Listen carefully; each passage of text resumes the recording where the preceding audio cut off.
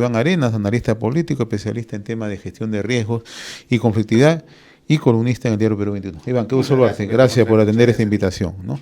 Vayamos por lo primero. La invitación está para justamente analizar esta propuesta del presidente del Congreso respecto a que él propone que el Banco Central de Reserva compre oro a pequeños mineros y mineros artesanales, pero me gustaría antes iniciar sobre el tema de la seguridad ciudadana al que se ha referido la presidenta, ¿no? ¿Cómo están mirando este tema? Bueno, primero es un tema básicamente muy sensible, ¿no? Es un tema que evidentemente carcome a la sociedad, y la presidenta de alguna otra manera en estas digamos, en este discurso lo que hace es ponerse un poco a tono del tema, ¿no? El hecho de poner en agenda el tema de la pena de muerte es básicamente un tema, yo creo, digamos, de iniciativa política para ver de qué manera puede romper el cerco que ya le empiezan a hacer en el Congreso de la República. Acuérdate tú que varias bancadas se han manifestado que estarían a favor de una censura, el propio ministro, la propia Fuerza Popular. Entonces, aquí lo que hay es básicamente una estrategia política de saltar hacia adelante, es decir, tratar de evitar que las fuerzas oscuras, entre comillas, lo que hagan es intenten vacarla a ella o intenten censurar al ministro, y con una propuesta arriesgada de la pena de muerte, ¿no? Ahora, el otro aspecto es que tiene de por medio una censura, o ya proyectada una censura el ministro del Interior, Juan José Santibáñez, ¿no? Este es un primer punto. Y el segundo aspecto es que estamos ingresando a un proceso electoral en medio de una crisis sin precedentes en cuanto al crimen organizado en nuestro país, ¿no? Exactamente. El tema en el Perú también, acuérdate de tú que hay una especie de vacío de poder, es decir, yo lo que creo es que hay un vacío de poder real, ¿ya? Hay un vacío de poder nominal, es decir, tienes un Congreso, tienes un Poder Judicial, Ministerio Público, tienes el propio Ejecutivo, pero ese es un poder nominal, por así decirlo, un poder de que de alguna otra manera lo detentan. Pero el poder real está básicamente en otros, en la criminalidad, en las mafias organizadas que hacen lobby, que tienen de alguna otra manera llegada a ciertas autoridades congresistas, regiones, en fin. Lo que existe es un poder de alguna otra manera real que ejercen estas bandas criminales y que el Estado de alguna otra manera ha visto retroceder en estos últimos años, ¿no? Entonces, frente a esta situación viene todo el contexto político, un contexto preelectoral, se empiezan a mover las aguas, se empiezan a generar ya algunos conflictos, se empiezan a haber movilizaciones, el tema probablemente, como te decía, el tema de la seguridad ciudadana probablemente sea el tema más sensible, el tema más neurálgico en todos los problemas de la sociedad, pero lo que veo es que esto es un año de bastante movimiento, y vamos a ver cómo actúa la presidenta también, es decir, la presidenta es, digamos, presidente de un poder del Estado, probablemente de primer poder, y vamos a ver de qué manera se comporta. Yo lo que veo es que acá básicamente hay una estrategia política para seguir blindando al ministro al titular Santibáñez, y luego ella evidentemente da un salto adelante con el tema de la pena de muerte, y otro tema, que el tema de estas empresas corruptas, para que nunca más trabajen con el Estado, puedan contratar con el Estado, ¿no? Son dos temas sensibles, ¿no? Y ahí sensibles que de alguna otra manera ponen cancha del Congreso de la República. El Congreso, ¿no? Claro. Y pone cancha en la opinión pública, ¿quién levanta la mano a decir no? Exactamente. Acuérdate tú que el Congreso de la República tendría que dar una ley para que estas empresas dejen de trabajar, esas empresas que fueron parte de la construcción, etcétera, dejen de trabajar. No sé si todas, pero evidentemente el Congreso tiene aquí la injerencia directa, ¿no? Entonces él está diciendo al Congreso, oye, ocúpate de estas dos cosas, que si quieres pecharme yo también puedo hacer, digamos, guerra política, ¿no? Sí, estamos dialogando con Iván Arenas, analista político, especialista en temas de gestión de riesgo y conflictividad, columnista en el diario Perú 21. Lo presentaba al inicio del programa, ¿no?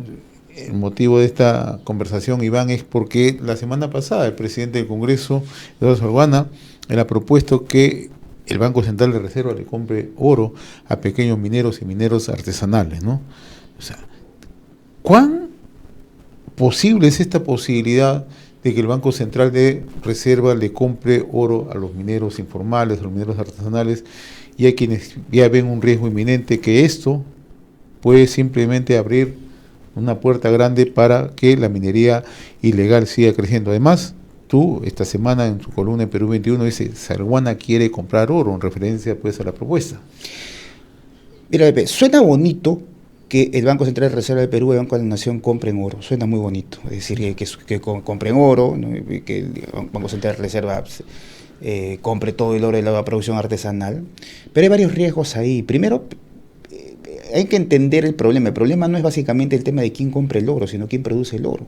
Ese es el problema fundamental en la cadena productiva de la minería ilegal. Entonces, aquí el problema está en la producción, y en la producción es básicamente están los ilegales con los informales. Muchas veces conviven, muchas veces no, muchas veces el informal está con un pie en la ilegalidad evidentemente está en la ilegalidad, también quiere estar en la informalidad, tienen reinfo, no tienen reinfo, etcétera. Entonces, el tema de aquí no es básicamente en el tema de quién compra, porque finalmente también evidentemente tiene que haber una política de compra, una política donde haya trazabilidad, evidentemente, pero aquí el problema principal es quién produce, cómo se produce, cuándo se produce y quién lo produce, y que bajo estándares de calidad, bajo qué estándares legales lo produce. Aquí el problema es ese. Entonces, aquí lo que quiere Salguana es que básicamente el último eslabón de la cadena, que básicamente es la comercialización y la compra, haga la trazabilidad. Es decir, ¿trazabilidad de qué? Salteando todo. Salteando absolutamente todo. O sea, el Banco Central de Reserva va a hacer la trazabilidad. O sea, vas a venir del mercado hacia atrás haciendo la trazabilidad. Entonces, ¿dónde están los reinfos? ¿Dónde están los mineros ilegales? ¿Dónde está el tema de medio ambiente? ¿Dónde está todo el tema de... Ahora, tú le quieres poner a cada uno estándares de medio ambiente, estándares de calidad aquí en artesanal. ¿Le quieres poner eso realmente a un artesanal? ¿O le quieres poner eso realmente a un informal, ya ni te diré al ilegal? Eso es imposible. Entonces, muy bonito suena, como te decía, muy bonito suena que el presidente del Congreso, Salguana, diga que él pretende que el BCR haya una ley para que compre oro, pero como te digo, en términos técnicos y términos prácticos, básicamente el problema está en la producción, y el problema de la producción es un problema absolutamente distinto al tema de la comercialización. En el tema de la comercialización hay problemas de todos los niveles, hay problemas en el tema del oro, el tema del cobre, etcétera.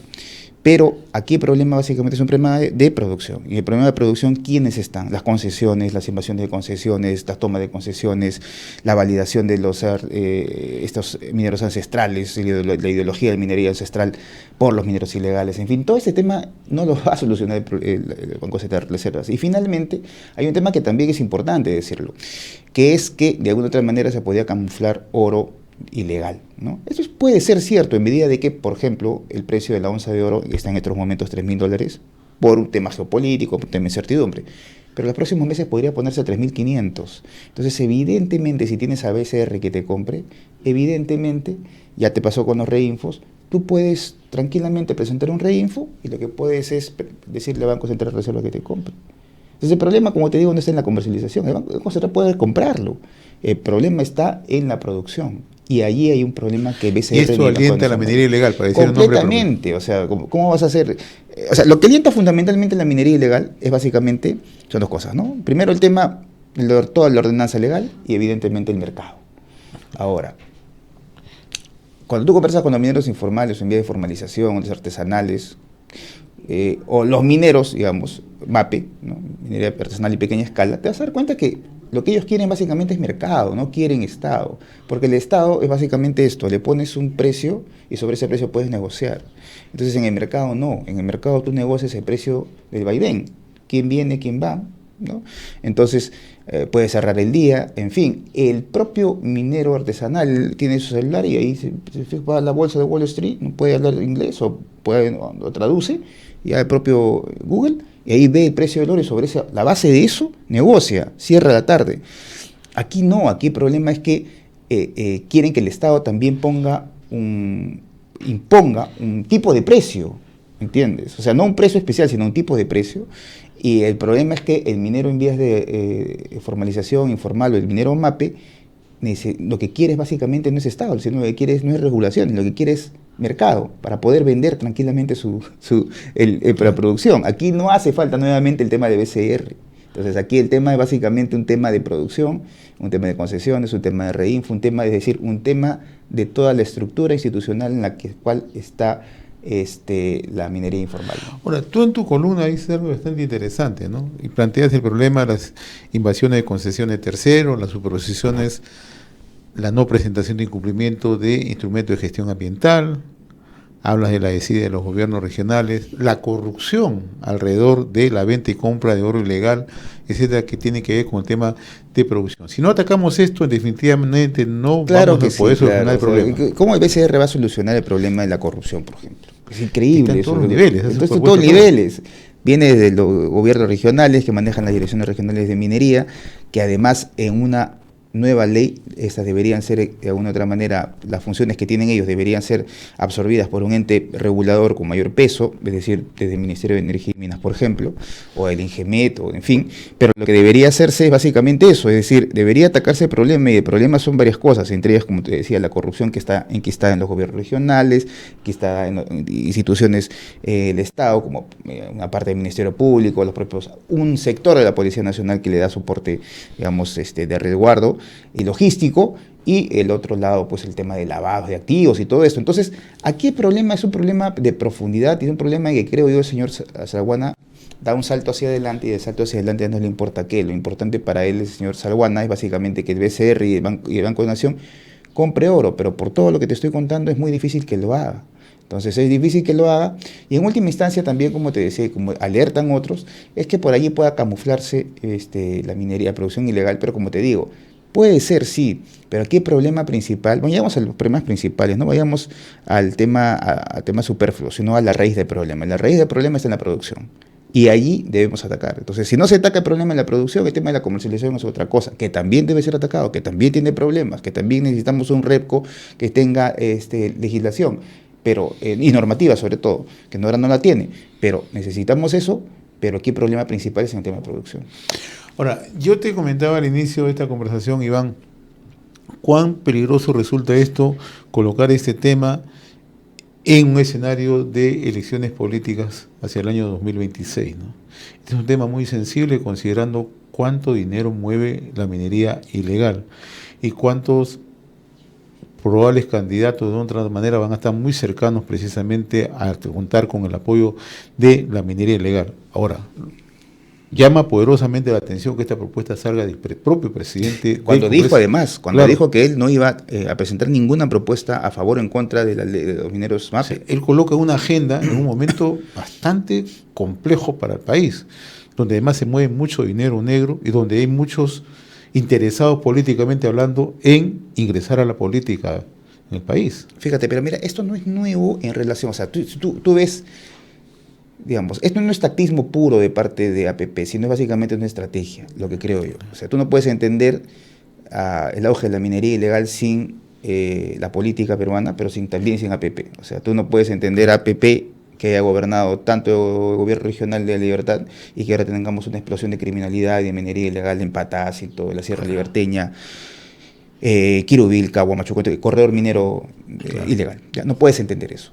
Eso es una estrategia que en la mitad de una confrontación entre, digamos, o una discusión sobre la propuesta de una ley MAPE que se está negociando, que se está básicamente eso, debatiendo, discutiendo, negociando en la Comisión de Energía y Minas, en este momento, cuando hay cinco propuestas, justo en este momento, lo que hace es pones una ley como esta para que también sea debatida dentro de la propia ley. Es decir, los mineros MAPE pueden decir, o Confemín, etcétera, pueden decir, junto con Paul Gutiérrez o otros organismos, muy bien, creo que es interesante, ¿por qué no lo ponemos dentro de la ley MAPE? Justo en este momento, o sea, para que veas que hay toda una estrategia. Y no es casual. Que no es absolutamente casual. Entonces no sería casual que movilicen a muchos mineros a Lima. Exactamente, que no sería casual. No sería casual que en mayo tengamos unas movilizaciones, ¿ya? Y no es casual tampoco que Somos Perú haya presentado una ley que diga que se va a ampliar el RIFO por 3 años más, sabiendo además que estamos en un periodo preelectoral, el próximo año es electoral, y nadie va a querer meterse con alguno de estos bolsones que económicamente pueden ser fuertes y que de alguna otra manera van a desembolsar dinero en otras regiones para candidatos, para autoridades, etcétera. Entonces, nadie va a quererse pelear con este sector. Entonces, aquí lo que estamos viendo es una estrategia muy bien hilada, muy fina, para esperar tiempos y esperar debates y esperar en un momento en el que se pueda colocar. Es un elemento de presión. Claro que es un elemento de presión. Es el propio elemento de presión de APP.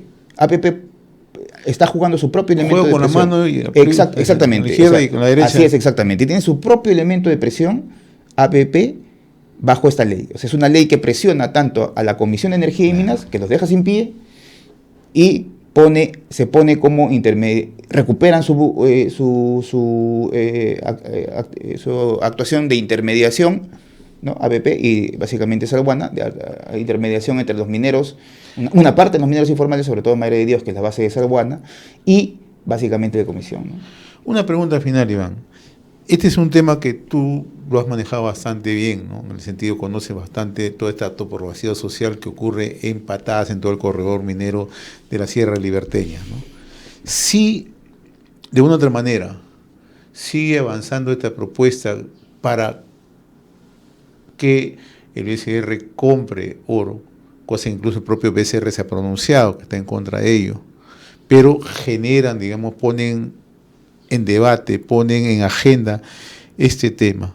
Esto puede alentar que en otros puntos, como en Piura, estamos hablando de Tambo Grande, sí, Suyo, Zapillica, Lomas, Paimas, o en Arequipa, estamos hablando de la zona de Chala, sí. ¿se incremente la minería ilegal? Sí, claro que sí. O sea, la minería ilegal, o sea, si te das cuenta, el mensaje que se le está dando a la minería ilegal es certidumbre, ¿ya? Yo quiero una ley para que te compren a ti. Le estás dando certidumbre. Claro. Entonces, en esa certidumbre está evidentemente el mercado está a $3,000 la onza, ¿ya? Le das la certidumbre del Estado de que el Estado te va a comprar a ti, evidentemente lo que tú puedes arriesgarte a seguir, sabiendo además que tienes un reinfo, sabiendo además que tienes una ampliación de reinfo. Entonces, al minero en vía de formalización le está dando certidumbre para que no se formalice. Ese es el detalle. Entonces, tú les estás dando un apoyo, estás dando certidumbre, estás generando una bajada de riesgos, Claro. ¿ya? Y lo que está generando es básicamente que el minero en vías de formalización diga, bueno, si tengo el apoyo del Congreso, si tengo el apoyo de una ley de BCR, entonces con la onza a $3,000, eso evidentemente tengo la cancha como para seguir trabajando. Hay una concesión, me parece interesante, vamos a seguir trabajando. Bastante peligroso el escenario. Completamente, ¿no? Iván, yo te agradezco No, la amabilidad de habernos visitado esta mañana a través de RCR. Contrario. Muy amable.